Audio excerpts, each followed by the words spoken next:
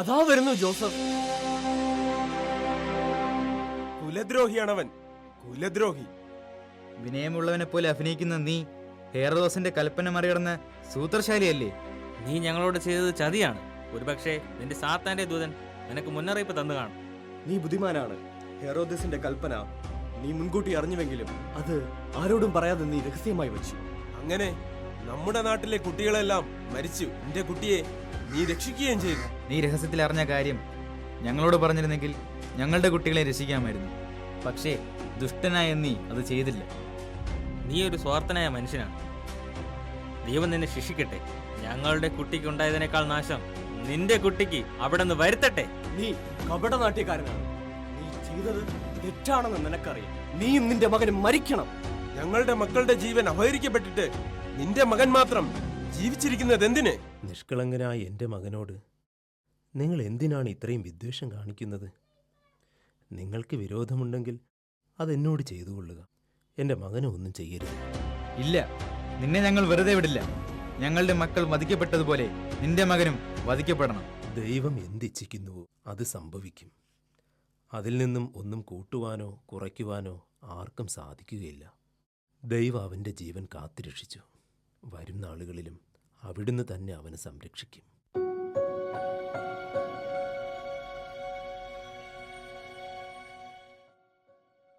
പരീക്ഷണങ്ങൾ നമ്മെ കൂടെ കൂടെ വേട്ടയാടുകയാണ്. സ്വന്തം നാട്ടുകാർ നിന്നെ സ്വീകരിക്കുമെന്നാണ് ഞാൻ കരുതിയത്. എന്നാൽ എതിർപ്പുകളും ഭീഷണികളും വെല്ലുവിളികളുമാണ് ചുറ്റുമുയരുന്നത്. ഇത് വിശ്രമത്തിൻ്റെയോ സമാശ്വാസത്തിൻ്റെയോ സമയമല്ല. പരീക്ഷണങ്ങൾ നേരിടേണ്ട സമയമാണ്. സ്വർഗീയ ഭവനത്തിൽ മാത്രമേ സമാശ്വാസം അതിൻ്റെ പൂർണ്ണതയിൽ അനുഭവിക്കാൻ കഴിയൂ.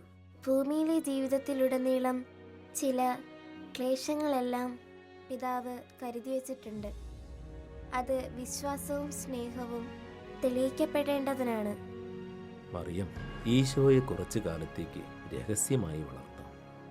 ദുഷ്ടന്മാരുടെ നിന്ദ്യമായ വിധിയും വിചാരണയും കേട്ട് ഈശോ വിഷമിക്കാതിരിക്കട്ടെ.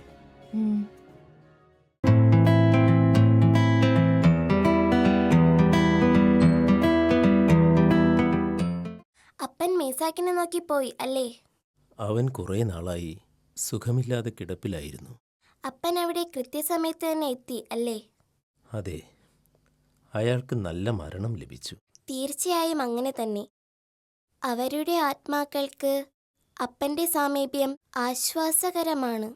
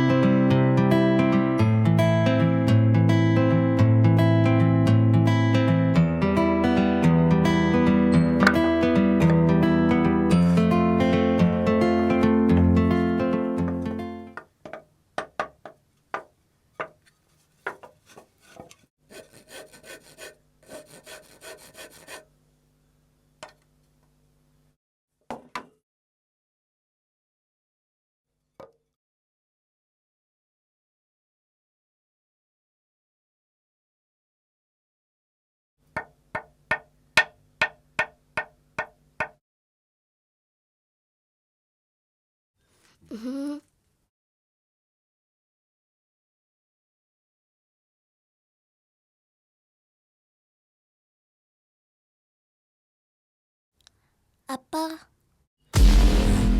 ഇതിലേക്കൊന്ന് നോക്കൂ. മനുഷ്യവംശത്തിൻ്റെ രക്ഷ ഇതിലൂടെയാണ്. എൻ്റെ മകനെ, ഈശോ അത് കൊടും കുറ്റവാളികൾക്ക് റോമൻ ഭരണകൂടം നൽകുന്ന ശിക്ഷയല്ലേ? പിതാവിൻ്റെ ഹിതം നിറവേറ്റണമല്ലോ.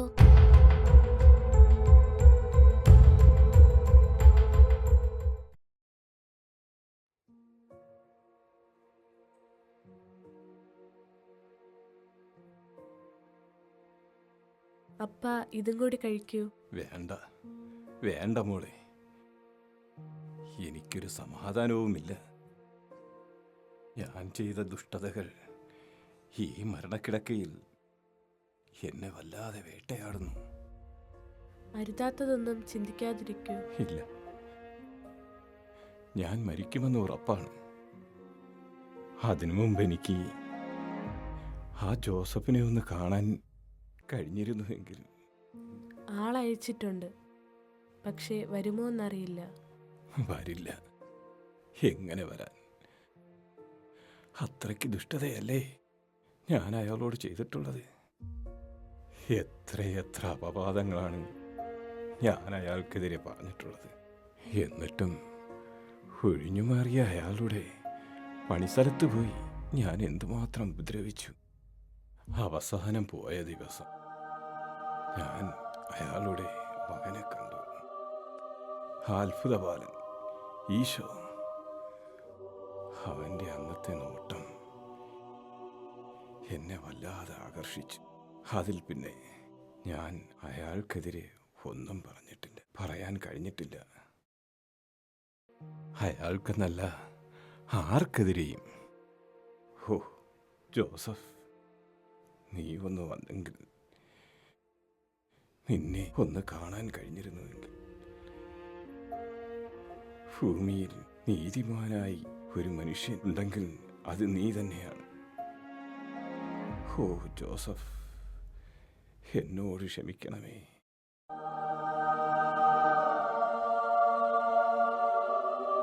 അകത്തേക്ക് വരൂ.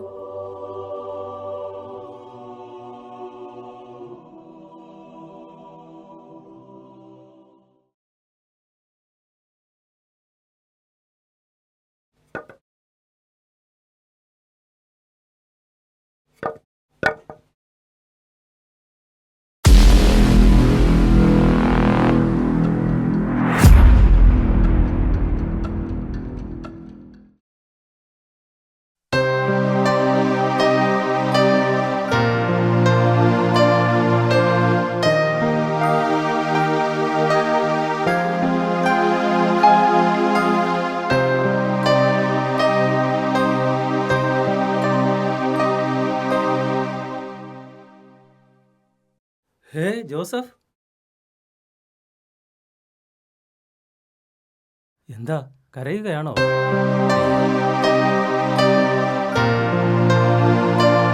ജോസഫിന് സാമ്പത്തിക വിഷമതകൾ ഉണ്ടാകുമല്ലേ? എനിക്കറിയാം. പണി ചെയ്ത് കിട്ടുന്ന കാശ് മുഴുവൻ ദരിദ്രരെ സഹായിക്കാൻ കൊടുക്കും. പിന്നെ എങ്ങനെ ദാരിദ്ര്യം മാറും? ഇത്ര മിടുക്കനായ ഒരു മകനുള്ളപ്പോൾ ജോസഫ് ദുഃഖിക്കേണ്ട കാര്യമില്ലല്ലോ. ആ, അതെ, അത് തികച്ചും സത്യമാണ്. എൻ്റെ മകൻ എനിക്ക് വലിയ ആശ്വാസമാണ്. നിങ്ങളുടെ ജനൽവാതിലുകളുടെ പണികൾ പൂർത്തിയാക്കിയിട്ടുണ്ട്. അതെ, അത് കൊണ്ടുപോകാൻ തന്നെയാണ് ഞാൻ വന്നത്. ഇതാ കാശ്, ഇത് മതിയോ? ആ, മതി മതി, വളരെ നന്ദിയുണ്ട്. ഇത് ജോസഫ് ചെയ്ത ജോലിക്കുള്ള പ്രതിഫലമാണ്. അതിനെന്തിനാണ് നന്ദി പറയുന്നത്? ഇത് നിനക്ക് അവകാശപ്പെട്ടതല്ലേ? ദൈവമാണ് ഇതെല്ലാം എനിക്ക് നിങ്ങളെപ്പോലെയുള്ളവരിലൂടെ നൽകുന്നത്. അപ്പോൾ ഞാൻ നന്ദി പറയണമല്ലോ. ജോസഫ് പറഞ്ഞത് ശരിയാണ്. ജോസഫിൻ്റെ ചിന്തകളും പ്രവൃത്തികളുമെല്ലാം നമ്മളിൽ നിന്നും വ്യത്യസ്തമാണ്. എന്നാൽ അവയെല്ലാം ശരിയുമാണ്. ആ, ഞാൻ പോയി ഇത് ചുമന്നു കൊണ്ടുപോകാനുള്ളവരെ വിളിച്ചിട്ട് വരാം.